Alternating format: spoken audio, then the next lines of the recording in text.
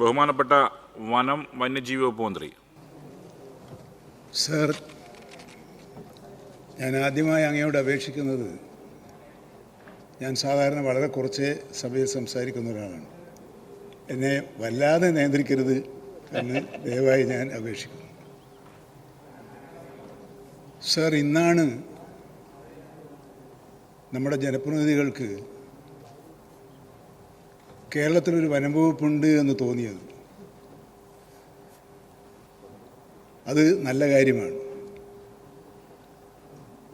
വർഷങ്ങളായി നിയമസഭയിലിരുന്ന ഇരുന്നവർക്കും അറിയാം, വനം വകുപ്പ് ഒരു ചർച്ചാ വിഷയമേ ആകാറില്ല.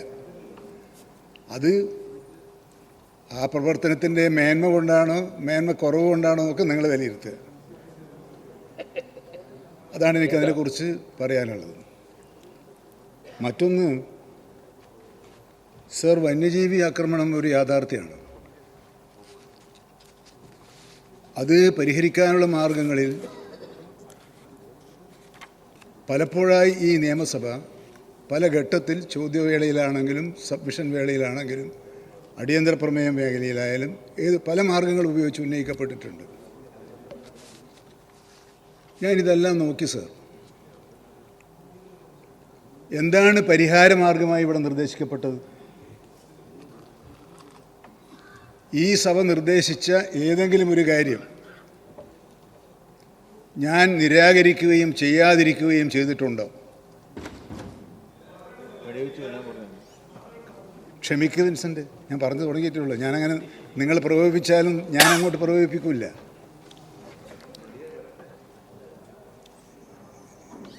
വന്യജീവി അക്രമം തടയാൻ എന്താണ് മാർഗം?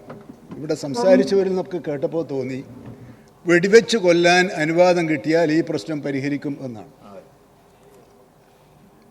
അത്രത്തോളം ആകാമോ എന്ന് സാവകാശത്തിൽ ആലോചിക്കുക. നമ്മളിവിടെ ചർച്ച ചെയ്തപ്പോഴൊക്കെ പറഞ്ഞത് പ്രതിരോധ പ്രവർത്തനങ്ങൾ ഏർപ്പെടുത്തുക. ഈ പ്രതിരോധ പ്രവർത്തനങ്ങളുമായി ബന്ധപ്പെട്ട് അവിടെയും ഇവിടെയും ഇരിക്കുന്ന മലയോര മേഖലയിൽ MLA-മാർ എനിക്ക് നിരവധി നിവേദനങ്ങൾ തന്നിട്ടുണ്ട്. ആ നിവേദനങ്ങളിലെല്ലാം മതിൽ കെട്ടണം, ട്രെഞ്ച് കുഴിക്കണം, സോളാർ ഫെൻസിങ് സ്ഥാപിക്കണം, തൂക്കുവേലി കെട്ടണം, റെയിൽ ഫെൻസിങ് സ്ഥാപിക്കണം, RRTകൾ വേണം, ഇതല്ലേ പറഞ്ഞിട്ടുള്ളൂ. ഇതല്ലേ എഴുതി തന്നിട്ട് ഈ കറിയുന്ന കാര്യങ്ങളാണ്. അപ്പോൾ ഞങ്ങളും കണ്ടത് എന്താണ്? രണ്ട് വഴികളാണ്. അത് ബഹുമാനപ്പെട്ട പ്രതിപക്ഷ നേതാവ് നേരത്തെ ഒരു ചർച്ചയിൽ വളരെ വ്യക്തമാക്കിയിട്ടുണ്ട്. രണ്ട് തരം മാർഗങ്ങളാണ് ഈ കാര്യത്തിൽ സ്വീകരിക്കാനുള്ളത്. ഒന്ന്, പ്രതിരോധ പ്രവർത്തനങ്ങൾ. രണ്ട്, ശാശ്വതമായ പരിഹാരം.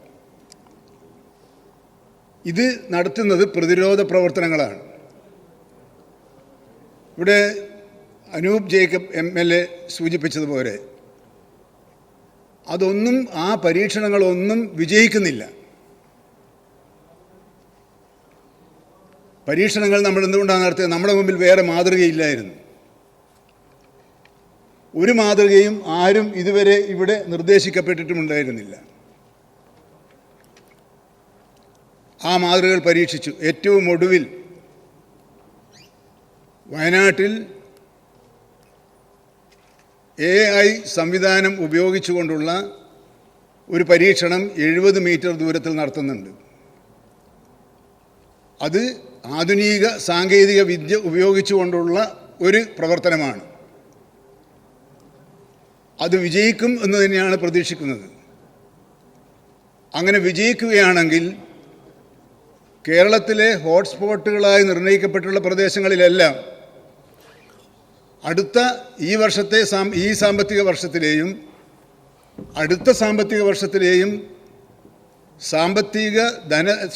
ധനസ്ഥിതി പരിഗണിച്ചുകൊണ്ട് ആവശ്യമായ നടപടികൾ സ്വീകരിക്കണമെന്നാണ് ഗവൺമെൻറ് ആലോചിക്കുന്നത്. സർ, നമ്മളിവിടെ ഇതിൻ്റെ പ്രാധാന്യം ഉൾക്കൊണ്ടുകൊണ്ടാണ് ഈ സഭയിൽ തന്നെ ബഹുമാനപ്പെട്ട മുഖ്യമന്ത്രി നമ്മളെ അറിയിച്ചു, കേരളത്തിലെ വന്യജീവി ആക്രമണം ഒരു സവിശേഷതയുള്ള സംസ്ഥാന ദുരന്തമായി പ്രഖ്യാപിക്കണമെന്ന്. അതിൻ്റെ ഫലമായി ഏകോപനം കൂടുതൽ ശക്തിപ്പെട്ടിട്ടുണ്ട്. സംസാരിച്ച Sajeev Joseph MLA, Irikkur MLA, അദ്ദേഹം പറഞ്ഞല്ലോ ഉദ്യോഗസ്ഥന്മാർ കഷ്ടപ്പെടുന്നുണ്ട്. മുമ്പ് അങ്ങനെയായിരുന്നോ? വനവകുപ്പിലെ ഉദ്യോഗസ്ഥന്മാരെ കണ്ടുകിട്ടണമെങ്കിൽ മഷിയിട്ട് നോക്കണമായിരുന്നു. ഇപ്പോൾ സംഭവ സ്ഥലത്ത് അവരെത്തുന്നില്ലേ? ആനയെ കാട്ടിലെ വന്യമൃഗങ്ങളെ കാട്ടിലേക്ക് തിരിച്ചയക്കാനുള്ള ശ്രമങ്ങളിൽ അവർ ഏർപ്പെടുന്നില്ലേ? ഇന്ന സ്ഥലത്ത് അത് നടന്നില്ല എന്ന് ചൂണ്ടിക്കാണിച്ചാൽ അത് നടത്തിക്കാൻ എന്ത് നടപടി വേണമെങ്കിലും സ്വീകരിക്കും, അത് സ്വീകരിക്കാം. അപ്പോൾ മറ്റൊന്നെന്താണ്?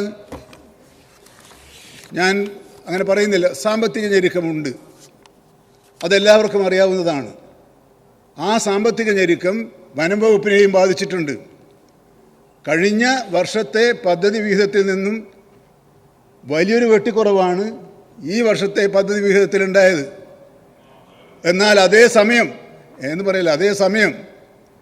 വന്യജീവി അക്രമത്തിൽ ഗുരുതരമായ പരിക്കേൽക്കുന്നവർക്കും മരണപ്പെട്ടവർക്കും സഹായധനം നൽകുന്നതിന് വേണ്ടിയുള്ള സംഖ്യ 40 കോടിയായി ഉയർത്തിയിട്ടുണ്ട്.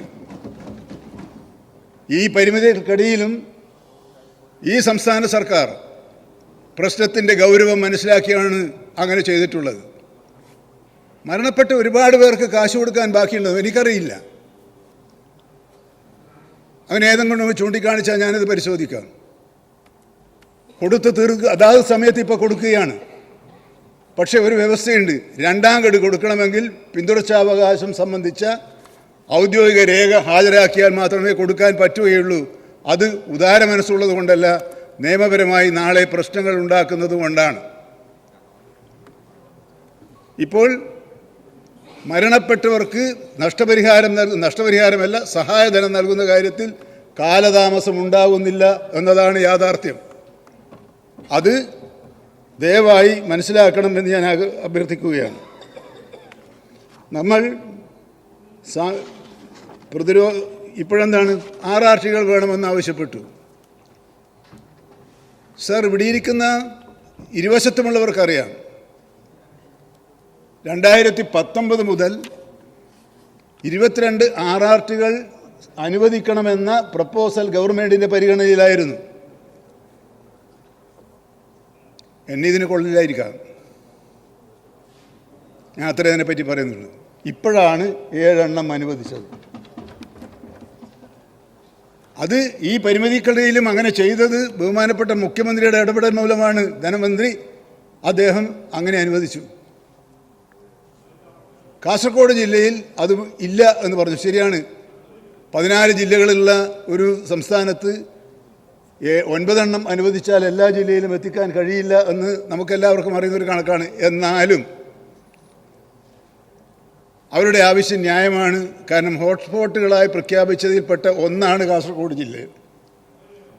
അവിടെ RRT വേണമെന്ന ആവശ്യം ന്യായമായ ആവശ്യമാണ്. ബഹുമാനപ്പെട്ട ഉദുമ MLAയും തൃക്കരിപ്പൂർ MLAയും ആ കാര്യം എൻ്റെ ശ്രദ്ധയിൽപ്പെടുത്തിയിരുന്നു. ഒരു സ്പെഷ്യൽ RRT ടീമിനെ രൂപീകരിച്ച് കാസർഗോഡ് ജില്ലയുടെ പരാതി തീർക്കാനുള്ള ശ്രമങ്ങൾ നടത്താനാണ് ഇപ്പോൾ ഉദ്ദേശിക്കുന്നത്. അതാണ് ആ കാര്യത്തിൽ പറയാനുള്ളത്. പിന്നെ ഇതിനകം നമ്മൾ 66 വന്യജീവികളെയാണ് പിടികൂടി പുനരധിവസിപ്പിച്ചിട്ടുള്ളത്. അങ്ങനെ പുനരധിവസിപ്പിക്കുന്നതിന് വേണ്ടിയുള്ള പ്രതിരോധ പ്രവർത്തനങ്ങൾ നടത്തുന്നതിനാണ് കോട്ടൂരിൽ ആന പരിപാലന കേന്ദ്രമുണ്ടാക്കിയിട്ടുള്ളത്. സർ, ഒരു ലോകോത്തര നിലവാരമുള്ള ആന പരിപാലന കേന്ദ്രമായി അത് മാറും. ഏതാനും മാസങ്ങൾക്കകം അതിൻ്റെ പ്രവർത്തനം ഉദ്ഘാടനം ചെയ്യാൻ വേണ്ടി കഴിയും. സർ, അതുപോലെ തന്നെയാണ് ബഹുമാനപ്പെട്ട റവന്യൂ മന്ത്രിയുടെ മണ്ഡലത്തിൽ പുത്തൂരിൽ സുവോളജിക്കൽ പാർക്ക് വരാൻ പോകുന്നത്. ഈ 2024 അവസാനിക്കുമ്പോഴേക്കും ഇന്ത്യയിലെ തന്നെ എന്ന് ഞാനിപ്പോൾ പറയും, എനിക്ക് അതിൻ്റെ അപ്പുറത്ത് അറിയില്ല, ഏറ്റവും മാതൃകാപരമായ എടുത്തു പറയത്തക്ക വൈപുല്യമുള്ള ഒരു സുവോളജിക്കൽ പാർക്കായി അത് മാറുന്നതിനുള്ള എല്ലാ ഒരുക്കങ്ങളും അതും ഈ വർഷം തന്നെ പ്രവർത്തനം ആരംഭിക്കും. സർ, കഴിഞ്ഞ ബഡ്ജറ്റ് പ്രസംഗത്തിൽ കോഴിക്കോട് ജില്ലയിലെ പെരുവണ്ണാമൊഴി ഭാഗത്ത് ഒരു സഫാരി പാർക്ക് ഉണ്ടാക്കും എന്ന് പറഞ്ഞിട്ടുണ്ടായിരുന്നു. അതിനുള്ള നടപടികൾ ത്വരിതപ്പെടുത്തി മുമ്പോട്ട് പോകാനാണ് ആലോചിക്കുന്നത്. നമ്മളിപ്പോൾ മുന്നറിയിപ്പുകൾ നൽകുന്നതിനെക്കുറിച്ചാണ് ഇവിടെ ഒരു പരാമർശമുണ്ടായത്. സർ, ഏർലി വാർണിംഗ് സിസ്റ്റം നമ്മുടെ എല്ലാ ഡിവിഷനുകളിലും സ്ഥാപിക്കുന്നതിനുള്ള ശ്രമങ്ങളാണിപ്പോൾ നടത്തിക്കൊണ്ടിരിക്കുന്നത്. വന്യജീവി സാന്നിധ്യം അറിയിക്കുന്നതിന് ഏർലി വാർണിംഗ് സിസ്റ്റം, വാട്സപ്പ് ഗ്രൂപ്പുകൾ എന്നിവ സജ്ജമാക്കിയിട്ടുണ്ട്.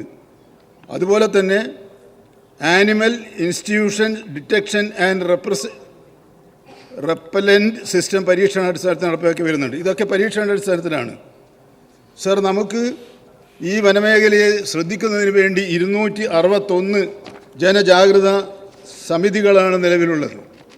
ആ ജനജാഗ്രത സമിതികളെ ശക്തിപ്പെടുത്തിക്കൊണ്ട് മുന്നോട്ട് പോകാനാണ് സർക്കാർ ആഗ്രഹിക്കുന്നത്. സർ, അതുപോലെ തന്നെ നമ്മുടെ വന സൗഹൃദ സദസ്സിനെ കുറിച്ച് ഇവിടെ പറയുകയുണ്ടായി. ഞാനിപ്പോഴും വിശ്വസിക്കുന്നത് ആ സദസ്സിൽ ഉന്നയിച്ച എല്ലാ കാര്യങ്ങളും പരിഹരിക്കാൻ കഴിഞ്ഞു എന്ന് ഞാൻ അവകാശപ്പെടുകയില്ലെങ്കിലും വനസൗഹൃദ സദസ്സിൽ വന്നിട്ടുള്ള പരാതികളിൽ 80% പരാതികൾക്കും പരിഹാരം കാണാൻ കഴിഞ്ഞിട്ടുണ്ടെന്നാണ് എനിക്ക് പറയാനുള്ളത്. കേരളത്തിലെ 252 പഞ്ചായത്തുകളിൽ ഉൾപ്പെടുന്ന 52 നിയോജകമണ്ഡലത്തിൽ ആണിത് നടന്നത്. ആകെ 4797 പരാതികൾ ലഭ്യമാക്കിയതിൽ 4311 പരിഹരിക്കാൻ കഴിഞ്ഞിട്ടുണ്ട് എന്നതാണ് കണക്കുകൾ സൂചിപ്പിക്കുന്നത്. അത് ദയവായി ബഹുമാനപ്പെട്ട അംഗങ്ങൾ മനസ്സിലാക്കുക. സർ, ഈ ചർച്ചകളിലൂടെ ഒരു കാര്യം നമുക്ക് മനസ്സിലാക്കാൻ കഴിഞ്ഞിട്ടുണ്ട്. വനം വകുപ്പിലെ ഉദ്യോഗസ്ഥന്മാരും ജനങ്ങളും തമ്മിൽ വേണ്ടത്ര സമ്പർക്കമില്ലായിരുന്നു എന്ന യാഥാർത്ഥ്യം. അത് ജനസൗഹൃദ വകുപ്പാക്കി ഈ വകുപ്പിനെ മാറ്റുന്നതിന് വേണ്ടിയുള്ള ശ്രമങ്ങളുടെ ഭാഗമായിട്ടാണ് അങ്ങനെ ചെയ്തിട്ടുള്ളത്. മാറ്റം തുടങ്ങിയിട്ടുണ്ട് എന്നേ ഞാൻ പറയൂ. ആ മാറ്റം പൂർത്തിയാക്കാൻ ഞങ്ങൾ ശ്രമിക്കുക തന്നെ ചെയ്യും. സർ, കോമ്പൻസേഷനായി ഈ വർഷം 20/6/24 വരെ 3152 കേസുകളിലായി 5,45,00,000 രൂപ സഹായധനമായി നൽകിക്കഴിഞ്ഞിട്ടുണ്ട്. അടുത്ത വർഷവും 21.79 കോടി രൂപയാണ് കോമ്പൻസേഷൻ ഇനത്തിൽ നൽകാനുള്ള തയ്യാറെടുപ്പുകൾ നടത്തുന്നത്. സർ,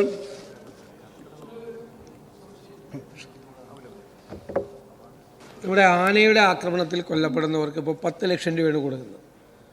അപ്പോൾ ഒരു കേന്ദ്രമന്ത്രി പറഞ്ഞത് ആ 10 ലക്ഷം രൂപ പൂർണ്ണമായും കേന്ദ്ര സർക്കാരാണ് കൊടുക്കുന്നത് എന്ന് പറഞ്ഞു. നമ്മൾ സംസ്ഥാന സർക്കാർ അങ്ങനെ ആണെങ്കിൽ അത് അങ്ങാണ് പറയേണ്ടത്, കേന്ദ്രമാണ് മുഴുവൻ കൊടുക്കുന്നതെന്ന്. കേന്ദ്രമാണ് മുഴുവൻ 10 ലക്ഷം രൂപ കൊടുക്കുന്നതെങ്കിൽ നമ്മൾ അയൽ സംസ്ഥാനങ്ങളിലുള്ളതുപോലെ ഒരു 5 ലക്ഷം രൂപ കൂടി നഷ്ടപരിഹാരം നമുക്ക് സംസ്ഥാനത്തിൻ്റെ ഭാഗമായി കൊടുത്ത് അത് വർദ്ധിപ്പിക്കാൻ ശ്രമിക്കുമോ? Yes minister. സർ, അത് ഇവിടെ ബഹുമാനപ്പെട്ട മെമ്പർമാരും ഉന്നയിക്കുകയും ചെയ്തിട്ടുള്ളതാണ്. സർ, കേരളം 10 ലക്ഷം ആണ് നേരത്തെ തീരുമാനിച്ചത്. കർണാടകം 15 ലക്ഷമാണ്. തമിഴ്നാട് 5 ലക്ഷമാണ്. മഹാരാഷ്ട്ര 20 ലക്ഷമാണ്. ഗുജറാത്ത് അവരും 20 ലക്ഷം. അപ്പോൾ ഓരോ സംസ്ഥാനങ്ങളും അവരാണ് എത്രയാണ് സഹായധനമായി നൽകേണ്ടത് എന്ന് തീരുമാനിച്ചു. എന്നാൽ കഴിഞ്ഞ തെരഞ്ഞെടുപ്പ് കാലത്ത് ആരംഭിക്കുന്നതിന് തൊട്ട് മുമ്പ് ബഹുമാനപ്പെട്ട കേന്ദ്രമന്ത്രി വയനാട്ടിൽ വന്നിരുന്നു. അപ്പോൾ തെരഞ്ഞെടുപ്പിന് മുമ്പ് വന്നതിന് രാജ്യം നന്നാക്കാനുള്ള സൗദ്ദേശം മാത്രമായിരിക്കില്ലല്ലോ, നമുക്കെല്ലാവർക്കും അറിയാലോ. അപ്പോൾ അത് രാഷ്ട്രീയ ലക്ഷ്യങ്ങളുണ്ടാകും. അവിടെ വെച്ചാണ് അദ്ദേഹം പ്രകടിപ്പിക്കുന്നത്, ഞങ്ങളാണ് ഈ പണം കൊടുക്കുന്നത്, 10 ലക്ഷം രൂപ വരെ കൊടുക്കണമെന്നാണ് പറയുന്നത്. ഞാൻ കഴിഞ്ഞ ദിവസം പറഞ്ഞു, ഒരു ലെറ്റർ ഓഫ് മെമ്മോറാണ്ടം കേരളത്തിൽ ലഭിച്ചിരുന്നു. അത് 2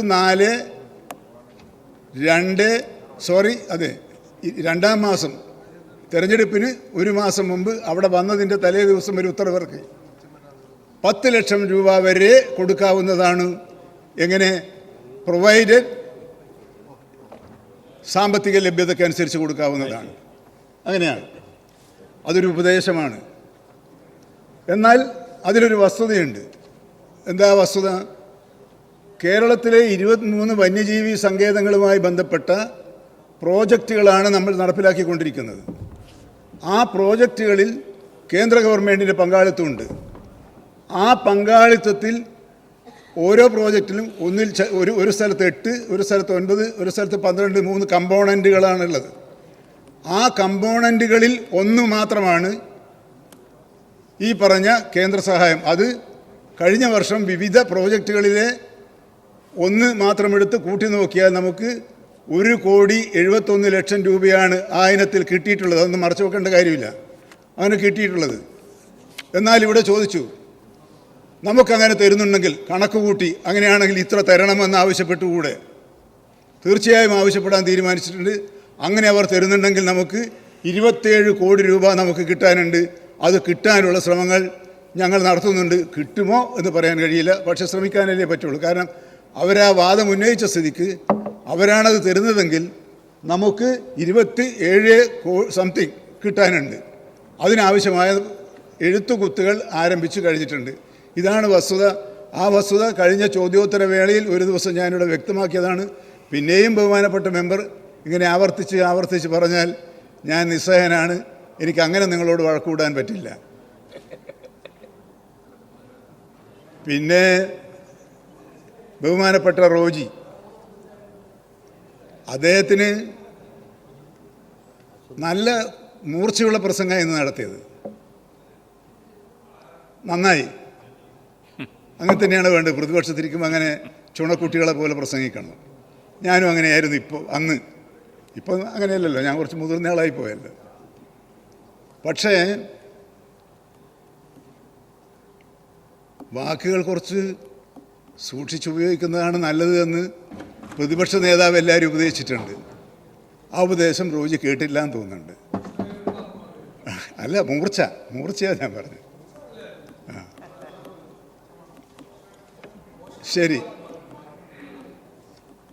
ഇരിക്കൂർ MLA,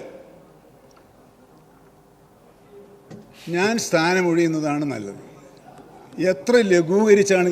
ഞാൻ സ്ഥാനമൊഴിഞ്ഞാൽ പരിഹരിക്കാവുന്ന പ്രശ്നമാണോ വന്യജീവി സംഘർഷം? ആണോ? അല്ല, അത് ഞാൻ ചോദിച്ചോളൂ. പ്രതിപക്ഷ നേതാവ്, ഞാൻ എല്ലാവരോടും സ്നേഹപൂർവ്വം സംസാരിച്ചോളൂ. ഇല്ല, അത് സ്പീക്കർ ഇപ്പം തന്നെ കുറച്ച് കൺസെഷൻ തന്നതാണ്.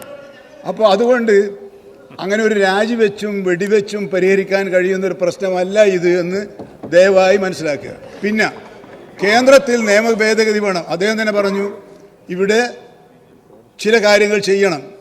ആ ചെയ്യുന്നതിന് കേന്ദ്ര നിയമത്തിൽ മാറ്റം വേണം. ആ മാറ്റം വരുത്തുന്നതിനാവശ്യമായ നിവേദനങ്ങളും മെമ്മോറാണ്ടങ്ങളും നമ്മൾ പലവട്ടം സമർപ്പിച്ചു. ഏറ്റവും ഒടുവിൽ കിട്ടിയ വിവരമനുസരിച്ച് നേരത്തെ ഞങ്ങൾ രണ്ടുപേരും ബഹുമാനപ്പെട്ട മന്ത്രിയെ കാണാൻ പോയപ്പോൾ ഇപ്പോൾ അത് പരിഗണിക്കാൻ സാധ്യമല്ല, അസാധ്യമാണെന്ന് പറഞ്ഞു. എന്നാൽ ഒരു ശുഭവാർത്തയുണ്ട്. ഇന്നലെ ഞങ്ങൾ സമർപ്പിച്ച ആ പ്രപ്പോസൽ ഒന്നുകൂടി സമർപ്പിക്കണമെന്നാവശ്യപ്പെട്ടുകൊണ്ട് കേന്ദ്ര വനം പരിസ്ഥിതി മന്ത്രാലയത്തിൽ നിന്നും ഒരു നിർദ്ദേശം വന്നിട്ടുണ്ട്. അത് ഫലിക്കുകയാണെങ്കിൽ നമുക്ക് കുറേ കൂടി പ്രയോജനകരമായിരിക്കും. അങ്ങനെ വഴങ്ങണ്ടെന്നാണ് പ്രസിഡന്റ് പറഞ്ഞ്, അല്ല സ്പീക്കർ പറഞ്ഞ്. സ്പീക്കർ അങ്ങനെ പറഞ്ഞു. സോറി, മിനിസ്റ്റർ സംസാരിച്ചോ? പിന്നെ കാര്യങ്ങൾ മനസ്സിലാക്കുന്ന കാര്യത്തിൽ നമ്മുടെ പീരുമേട് MLA വളരെ പക്വതയോടുകൂടിയ സമീപനമാണ് സാധാരണ സ്വീകരിക്കാറ്. എന്നെക്കാളേറെ പക്വതയുള്ള ആളാണ് അദ്ദേഹം. നല്ല ജീവിതാനുഭവങ്ങളുള്ള ഒരു തൊഴിലാളി നേതാവ് കൂടിയാണ് അദ്ദേഹം. പക്ഷേ അദ്ദേഹത്തെ ആരോ തെറ്റിദ്ധരിപ്പിച്ചതോ അദ്ദേഹം വേണ്ടത്ര മനസ്സിലാക്കാത്തോ അല്ല. ഞാനൊന്ന് ഈ സദസ്സിനോട് ചോദിക്കട്ടെ, ഈ പീരുമേടിലെ ഓഫീസ് കോട്ടയത്ത് തുറന്ന് ഞാനാണ്. ഇടുക്കി ജില്ല വരുന്നതിന് മുമ്പ് ആസ്ഥാനം കോട്ടയമാണ്. ജില്ല വന്നതിന് ശേഷം പല വനം വകുപ്പ് മന്ത്രിമാരും ഇവിടെ ഉണ്ടായി. ഞാൻ അപ്പുറത്ത് പൂർത്തിയാക്കുന്നില്ല, അത് പൂരിപ്പിക്കുന്നില്ല ഞാനത്. എന്തേ മാറാതിരുന്നത്? Yes yes yes. ഇവിടേക്ക് അല്ല, അങ്ങനെ തോക്ക് കയറി വെടിവെക്കല്ല. ഞാനൊന്ന് പറഞ്ഞോട്ടെ, നിങ്ങൾ പറയുമ്പോൾ ഞാൻ ക്ഷമയോടുകൂടി കേട്ടതല്ലേ. എന്തേ മാറാതിരുന്നത്? എന്നാൽ ഇവിടെ ഉന്നയിച്ചതനുസരിച്ച് ഇതുമായി ബന്ധപ്പെട്ട പ്രായോഗികമായ ബുദ്ധിമുട്ടുകൾ ഒഴിവാക്കുന്ന കാര്യം അനുഭാവപൂർവ്വം തന്നെ പരിഗണിക്കാനാണ് ഗവൺമെൻറ് തീരുമാനിച്ചിട്ടുള്ളത്. സർ, മറ്റൊരു കാര്യം അദ്ദേഹം പറഞ്ഞത് എയർ സ്ട്രിപ്പുമായി ബന്ധപ്പെട്ടാണ്. അല്ല, കാനനപാത. സർ, കോട്ടയം ഡിവിഷന് കീഴിലെ ശബരിമല പരമ്പരാഗത പാതയിലാണ് അങ്ങിവിടെ ഉന്നയിച്ച കാളകെട്ടി ക്ഷേത്രം സ്ഥിതി ചെയ്യുന്നത്. ക്ഷേത്രത്തിലേക്കുള്ള വഴി നവീകരിക്കുന്നതിന് വനം വകുപ്പിന് എതിർപ്പില്ല എന്ന കാര്യം അറിയിച്ചിട്ടുണ്ട്. അതിന് അനുമതിയും ഇതിനകം തന്നെ നൽകിക്കഴിഞ്ഞതാണ്.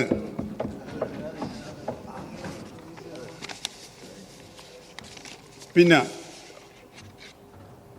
സത്രം എയർ സ്ട്രിപ്പ് യാഥാർത്ഥ്യമാകുമോ എന്നാണ് അദ്ദേഹം ചോദിച്ചത്. അതിന് ഞാൻ മാത്രം വിചാരിച്ചാൽ ഉത്തരം പറയാൻ കഴിയില്ല യാഥാർത്ഥ്യമാകുമെന്ന്. NCC വകുപ്പ് ആണത് ചെയ്യുന്നത്. പരിവേഷ് പോർട്ടലിൽ അവർ അപേക്ഷ സമർപ്പിച്ചിട്ടുണ്ട്. ഈ വിഷയത്തിൽ ഇപ്പോൾ മറ്റ് തടസ്സങ്ങളൊന്നുമില്ല. NCC വകുപ്പ് സ്റ്റേജ് 1 ക്ലിയറൻസിന് പരിവേഷ് പോർട്ടലിൽ സമർപ്പിച്ചത് ഈ കഴിഞ്ഞ മാസമാണ്. അത് നമുക്ക് വനം വകുപ്പിന് എതിർപ്പില്ലാത്തത് കൊണ്ട് തന്നെ അത് അംഗീകരിച്ച് കിട്ടും എന്ന് തന്നെയാണ് പ്രതീക്ഷിക്കുന്നത്.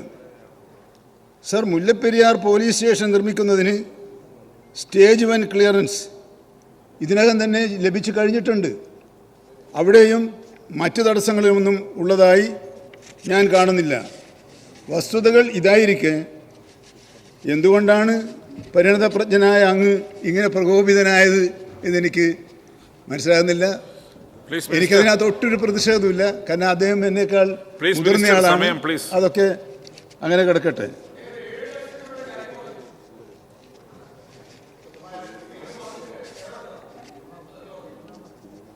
പിന്നെ സർ, കാട്ടുതീ തടയാൻ ഒന്നും ശ്രമിക്കുന്നില്ല. സർ, അതൊരു ശരിയായ പ്രശ്നമാണ്. ശ്രമിക്കുന്നില്ല എന്നുള്ളതല്ല. കാട്ടുതീ ഇത്തവണ വളരെ വിപുലമായ തോതിൽ നമ്മളെ കാടുകളെ നശിപ്പിച്ചിട്ടുണ്ട്. അത് രണ്ട് കാര്യമുണ്ട് സർ. ഒന്ന് സ്വാഭാവികമായി സംഭവിക്കുന്നത്, രണ്ട് സംഭവിപ്പിക്കുന്നത്. ഇത് രണ്ടും ഒരുപോലെ പരിശോധിച്ച് നടപടികൾ സ്വീകരിക്കാനാണ് വാച്ചർമാരെ കൂടുതലായി നിയമിച്ചുകൊണ്ടുള്ള ശ്രമങ്ങൾ ഞങ്ങൾ നടത്തിയത്. ഇത്തവണ താരതമ്യേന കുറവായിരുന്നു എന്നാണ് കണക്കുകൾ ചൂണ്ടിക്കാണിക്കുന്നത്. എന്നാലും കണക്കിൽ നിൽക്കേണ്ട ഒരു കാര്യമല്ല ഇത്. കാട്ടുതീ മൂലം വനം നശിക്കാൻ പാടില്ല എന്ന് തന്നെയാണ് ഗവൺമെൻറ്റിൻ്റെ നിലപാട്.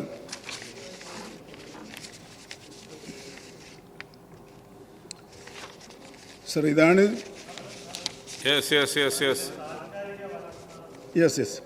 പറയാം സർ. ഇനി ഇവിടെ ഉന്നയിച്ച ചില പ്രശ്നങ്ങളാണ്.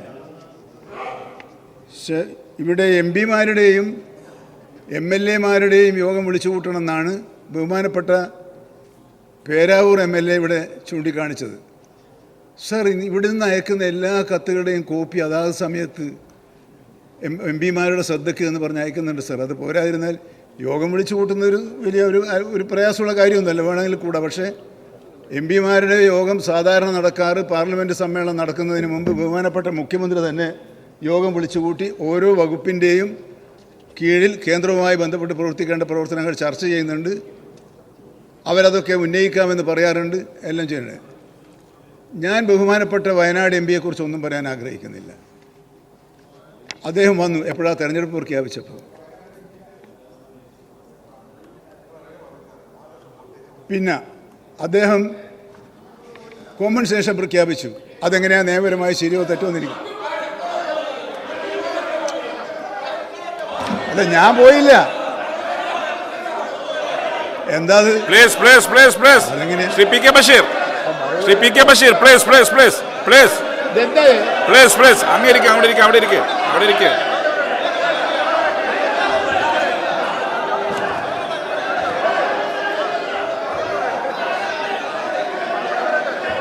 യെസ് മിനിസ്റ്റർ, പ്ലീസ് സംസാരിച്ചോ. അങ്ങ് സംസാരിച്ചോ. ഞാൻ പ്രതിപക്ഷ നേതാവ് ഞാൻ എന്താ പറഞ്ഞത്? അദ്ദേഹം വന്നു എന്നാണ്.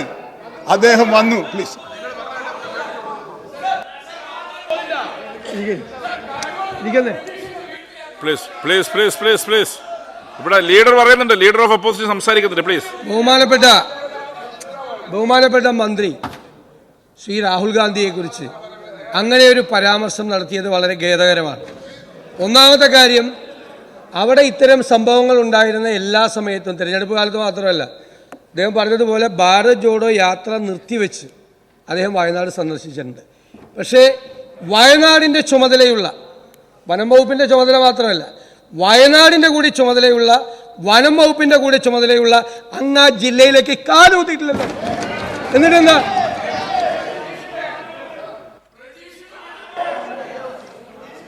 ബഹുമാനപ്പെട്ട വനം മന്ത്രി പറഞ്ഞത് എന്താ? ബഹുമാനപ്പെട്ട രാഹുൽ ഗാന്ധിയെ കുറിച്ച് ഞാൻ ഒന്നും പറയുന്നില്ല എന്ന് കേട്ടതും, കാള വെറ്റു എന്ന് കേട്ടപ്പോഴേക്കും ഇവരെന്തിനാ സർ കയറെടുക്കുന്നത്? അങ്ങനെയല്ലേ അദ്ദേഹം പറഞ്ഞത്? ഒന്നും പറയുന്നില്ല എന്ന് പറഞ്ഞ അത് അല്ല സാർ, എന്തിനാണ് ഇവർ ബഹളം വെക്കുന്നത്? മനസ്സിലെന്തോ ഉണ്ട്. പ്ലീസ് അവിടെ ഇരിക്ക്. മിനിസ്റ്റർ മിനിസ്റ്റർ അങ്ങ് സംസാരിച്ചോ. കൊണ്ടാണോ ഇങ്ങനെ ബഹളം വെക്കുന്നത്? മിനിസ്റ്റർ അങ്ങ് സംസാരിച്ചോ. പ്രതിപക്ഷ നേതാവ് സംസാരിച്ചു, അദ്ദേഹം പറഞ്ഞു, നമ്മളത് കേട്ടു. ദയവായി മറ്റുള്ളവരോടൊന്ന് ഇരിക്കാൻ പറയണം സർ. പ്രതിപക്ഷ നേതാവ് അവരോടൊന്ന് ഇരിക്കാൻ പറ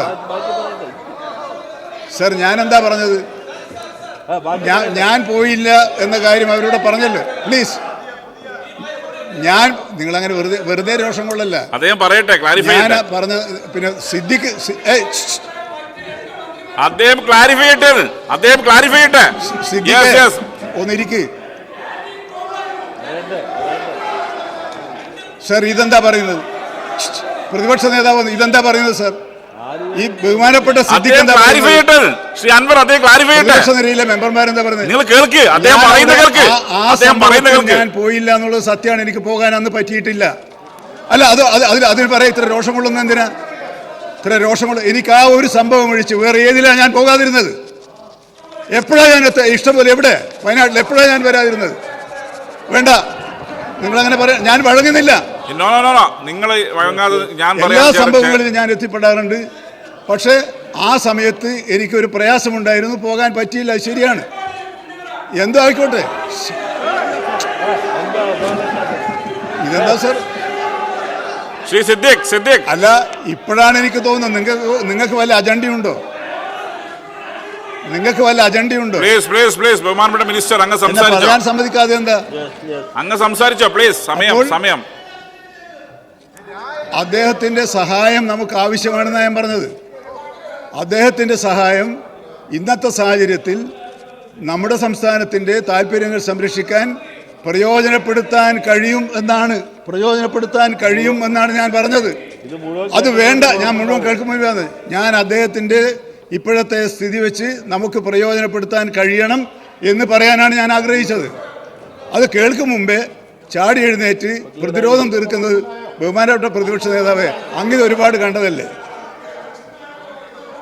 ഇലക്ഷൻ കാലത്ത് ഇത് പറഞ്ഞത് ഇലക്ഷൻ കാലത്താണ്. ശരി സർ.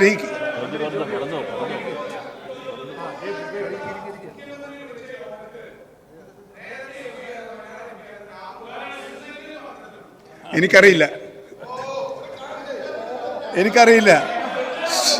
ഞാൻ പറഞ്ഞല്ലോ, എൻ്റെ മറുപടി ഞാൻ പറഞ്ഞു. പ്ലീസ്. അപ്പം ഇതെന്താണ്? അപ്പം എന്നോട് ചോദിച്ചതിന് ഞാൻ മറുപടി പറഞ്ഞു. അല്ല, മിനിസ്റ്റർ അങ്ങ് സംസാരിച്ചോ. നിർത്തും. ശരി സാർ. അപ്പം ഇത് തടസ്സപ്പെടുത്തണമെന്ന് എന്താ ഇത്ര? ബഷീർ സാറേ please. Minister Shri P K Basheer please. Sir, ബഹുമാനപ്പെട്ട ഇ.കെ. വിജയൻ ഇവിടെ സംസാരിച്ചപ്പോൾ എക്കോ ടൂറിസം പ്രശ്നം പരിഗണിക്കണമെന്ന് അദ്ദേഹം ചൂണ്ടിക്കാണിക്കേണ്ട, അത് സജീവ പരിഗണനയിലാണ്. സർ, ബഫർ സോണിന്റെ നേട്ടം ഒരു നേട്ടമായി കാണാനെങ്കിലും കഴിയണ്ടേ? ഇവിടെ പ്രശംസിക്കണ്ട. ഒരു പ്രശംസയും ഞാൻ പ്രതീക്ഷിക്കുന്നുമില്ല. ആരുടെയെങ്കിലും പ്രശംസയുടെ തേരിലേറി ഉന്നതിയിൽ എത്തിച്ചേരാൻ ആഗ്രഹിക്കുന്ന ഒരാളുമല്ല ഞാൻ. എന്നെ നിങ്ങൾക്കറിയില്ല. പക്ഷേ അത് ചെറിയ കാര്യമായിരുന്നു. ഞാൻ പ്രതിപക്ഷ നേതാവിനെ ഓർമ്മിപ്പിക്കുന്നു, അങ്ങ് ഈ സദസ്സിൽ പറഞ്ഞത് എന്താണ്? നിങ്ങളുടെ ഈ നിലപാടുമായി നിങ്ങൾ സുപ്രീം കോടതിയിൽ പോയാൽ ആ വരാന്തയിൽ നിങ്ങളെ കയറ്റുകയില്ല എന്ന് ഇവിടെ പറഞ്ഞിട്ടുണ്ട്. പക്ഷേ വരാന്തയിൽ കയറി ജനങ്ങൾക്ക് അനുകൂലമായ തീർപ്പുണ്ടാക്കി 38 ലക്ഷത്തോളം വരുന്ന കർഷക കുടുംബങ്ങൾക്ക് ആശ്വാസം നൽകുന്ന നടപടികൾ സ്വീകരിച്ചുകൊണ്ട് ഈ ഗവൺമെൻറ് കർഷക പക്ഷത്താണ് എന്ന് തെളിയിക്കുന്ന നടപടികൾ സ്വീകരിച്ചു. നാളെയും അങ്ങനെയാണ്. ആ നിലപാട് തന്നെയാണ് സ്വീകരിക്കുക. കർഷക പക്ഷത്ത് നിൽക്കുകയാണ് ഞാൻ ചെയ്യുന്നത്. സജീവ് പറഞ്ഞു, അല്ല ആരാണ് പറഞ്ഞു, എന്താണ് ഭരണഘടനാ ബാധ്യതകൾ ഞാൻ നിറവേറ്റണം. ഭരണഘടനാ ബാധ്യതകൾ വനം വകുപ്പ് മന്ത്രി നിറവേറ്റണം.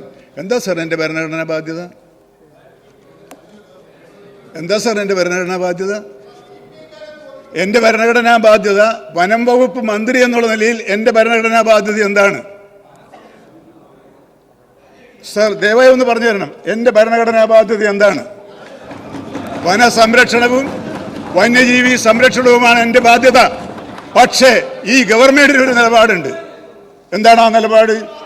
ജനങ്ങളുടെ ജീവനും സ്വത്തിനും സംരക്ഷണം നൽകുന്നതിന് മറ്റെന്തിനേക്കാൾ പ്രാധാന്യം കൊടുക്കണമെന്നത് ഇടതുപക്ഷ ജനാധിപത്യ മുന്നണി സർക്കാരിൻ്റെ നിലപാടാണ്. ആ നിലപാടിലാണ് ഞാൻ നിൽക്കുന്നത്. ആ നിലപാടനുസരിച്ച് പ്രവർത്തിക്കാൻ ഞാൻ ബാധ്യസ്ഥനാണ്. കാരണം ഞാനൊരു സംവിധാനത്തിൻ്റെ ഭാഗമാണ്. ഞാനും അങ്ങനെയാണ് വിശ്വസിക്കുന്നത്. ജനങ്ങളുടെ ജീവനും സ്വത്തിനും സംരക്ഷണം കൊടുക്കണം. അതിനുവേണ്ടിയുള്ള എളിയ ശ്രമങ്ങൾ മാത്രമേ ഇപ്പോൾ നടത്തിയിട്ടുള്ളൂ. ഇത് പോരാ എന്ന് എനിക്കറിയാം. നിങ്ങളിൽ നിന്നും ക്രിയാത്മകമായ നിർദ്ദേശമാണ് ഞാൻ പ്രതീക്ഷിച്ചിരുന്നത്. ദൗർഭാഗ്യവശാൽ എന്നെ എന്തോ ലക്ഷ്യം വെച്ച് ടാർഗറ്റ് ചെയ്യാനെന്നുള്ളൊരു നിലയിലായിപ്പോയി ചിലരുടെ പരാമർശം. അതിലെനിക്ക് പ്രയാസമുണ്ട്. ആ സുഹൃത്തുക്കളോട് ആ പ്രയാസം കൂടെ പറയുന്നു. സർ, ഈ ധനാഭ്യർത്ഥനയെ എതിർക്കുന്നു എന്ന് പറഞ്ഞാൽ എന്താണ് സർ അതിൻ്റെ അർത്ഥം? ഈ പറയുന്ന പ്രവർത്തനങ്ങളൊന്നും തന്നെ നടത്താൻ ഞങ്ങൾ അനുവദിക്കുകയില്ല എന്നല്ലേ? എന്തിനാ അങ്ങനെ ഒരു കർക്കശമായ നിലപാട്? പ്രതിപക്ഷത്തിരിക്കുമ്പോൾ ഭരണപക്ഷത്തിരിക്കുമ്പോൾ സ്വാഭാവികമായ പറച്ചൽ പോരെ? അപ്പുറത്തേക്ക് എന്തിനാ പോയത്? അത് ദയവായി വേണ്ടിയിരുന്നില്ല എന്നേ ഞാൻ പറയുന്നത്. എനിക്ക് അത്രയില്ല. കാരണം നിങ്ങളോടൊക്കെ എനിക്ക് അങ്ങനെ പറയാൻ കഴിയുള്ളൂ. അതുകൊണ്ടാണ് ഞാൻ പറയുന്നത്. പ്രതിപക്ഷ നേതാവിന് അതറിയാം. നിങ്ങളോടൊന്നും അങ്ങനെ മുഷിച്ച് സംസാരിക്കാൻ എനിക്കറിയില്ല. അപ്പം അതുകൊണ്ട് അത് നമ്മൾ തമ്മിൽ വേണ്ട. ഏതായാലും ഈ ചർച്ച, ഈ വനം വകുപ്പുമായി ബന്ധപ്പെട്ട ചർച്ച എൻ്റെ ഓർമ്മയിൽ ആദ്യമായിട്ടാണ് ഇത്ര സജീവമാകുന്നത്. അങ്ങനെ സജീവമായ ഒരു ചർച്ച. അതെ, സജീവമായി ഞാൻ പറഞ്ഞേ. നിങ്ങൾ സജീവമാക്കിയതല്ലേ ഞാൻ പറഞ്ഞത്. ഈ ചർച്ച വളരെ സജീവമാക്കി. എന്താ മലയാള ഭാഷ അറിയാത്ത പോലെ? ഈ ചർച്ച സജീവമായിരുന്നു എന്നാണ് ഞാൻ പറഞ്ഞത്. ആ സജീവമാക്കിയ നിങ്ങളുടെ മെമ്പർമാരോട് എല്ലാവരോടും കൃതജ്ഞത രേഖപ്പെടുത്തുകയാണ്. ഞാൻ പറഞ്ഞു തീരും മുമ്പ് എഴുന്നേറ്റാൽ എങ്ങനെയാ? എന്താ സണ്ണി, നമ്മളങ്ങനെ വേണോ? പറഞ്ഞു തീരും മുമ്പ് എന്തിനാ എടുക്കുന്നത്?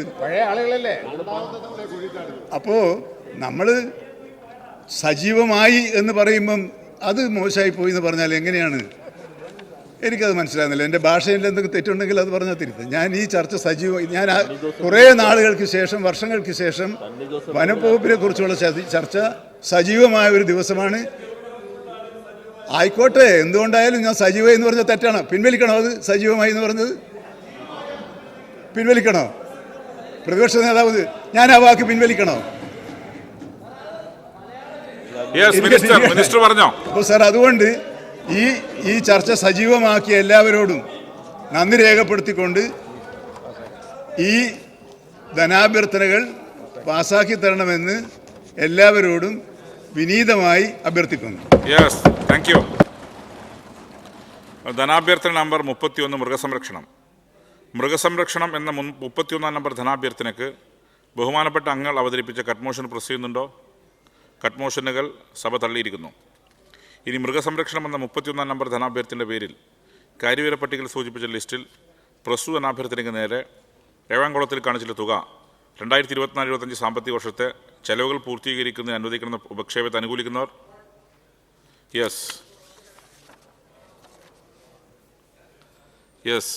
Yes poll, ring the bell.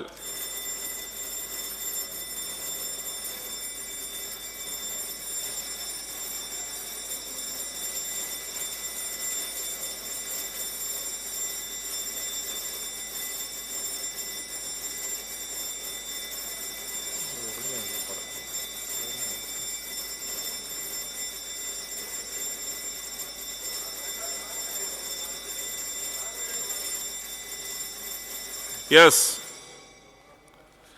മൃഗസംരക്ഷണം എന്ന 31 നമ്പർ ധനാഭ്യർത്ഥനയുടെ പേരിൽ കാര്യവിവര പട്ടികയിൽ സൂചിപ്പിച്ചിട്ടുള്ള ലിസ്റ്റിൽ പ്രസ്തുത ധനാഭ്യർത്ഥനയ്ക്ക് നേരെ ഏഴാംകുളത്തിൽ കാണിച്ചിട്ടുള്ള തുക 2024-25 സാമ്പത്തിക വർഷത്തെ ചെലവുകൾ പൂർത്തീകരിക്കുന്നതിന് അനുവദിക്കണമെന്ന ഉപക്ഷേപത്തെ അനുകൂലിക്കുന്നവർ യെസ്, പ്രതികൂലിക്കുന്നവർ നോ എന്ന ക്രമത്തിൽ വോട്ട് രേഖപ്പെടുത്തുന്നതാണ്. Start polling.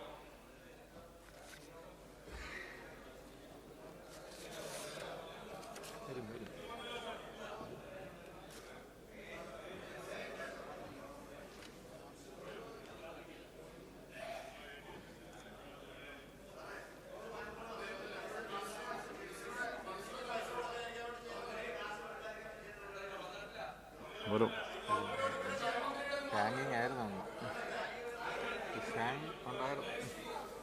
ഒരു ഹാങ്ങിങ് ആണ്. വരും വരും. ഒന്നാ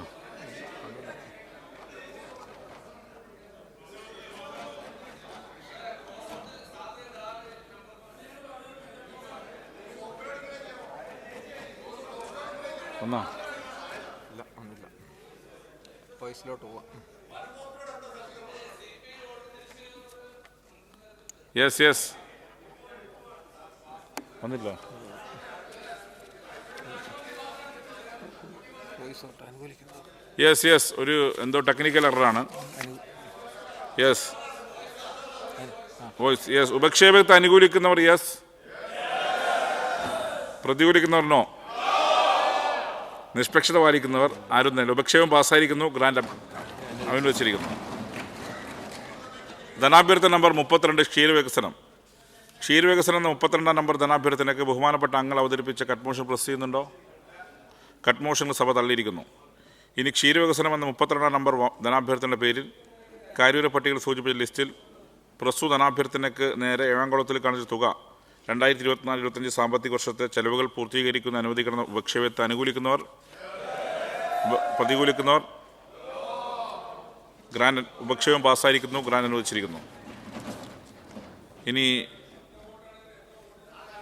വനം എന്ന 34 നമ്പർ ധനാഭ്യർത്ഥനയ്ക്ക് ബഹുമാനപ്പെട്ട അംഗങ്ങൾ അവതരിപ്പിച്ച കട്ട് മോഷന് പ്രസ് ചെയ്യുന്നുണ്ടോ? കട്ട് മോഷനുകൾ സഭ തള്ളിയിരിക്കുന്നത്. ഓപ്പോസിഷൻ ലീഡറുമായി സംസാരിച്ചിട്ടാണ്. Consensus yes. ഇനി വനം എന്ന 34 നമ്പർ ധനാഭ്യർത്ഥനയുടെ പേരിൽ കാര്യവിവര പട്ടികയിൽ സൂചിപ്പിച്ച ലിസ്റ്റിൽ പ്രസ്തുത ധനാഭ്യർത്ഥനയ്ക്ക് നേരെ ഏഴാംകുളത്തിൽ കാണിച്ച തുക 2024-25 സാമ്പത്തിക വർഷത്തെ ചെലവുകൾ പൂർത്തീകരിക്കുന്ന അനുവദിക്കുന്ന ഉപക്ഷേപത്തെ അനുകൂലിക്കുന്നവർ, പ്രതികൂലിക്കുന്നവർ ഉപക്ഷേപം പാസ്സായിരിക്കുന്നു. ഗ്രാൻഡ് അനുവദിച്ചിരിക്കുന്നു.